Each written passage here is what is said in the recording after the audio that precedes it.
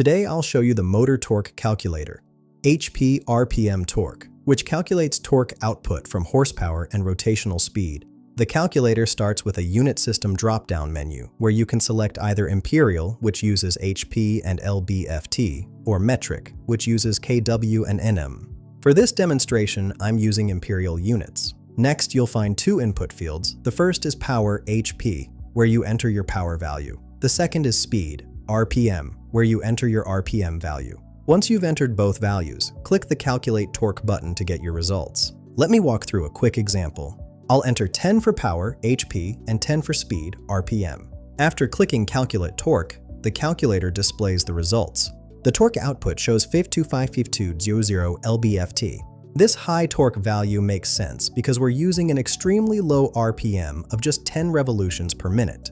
At such low speeds, even modest horsepower translates to very high torque, which is why we see 5,252 pound-feet as our result.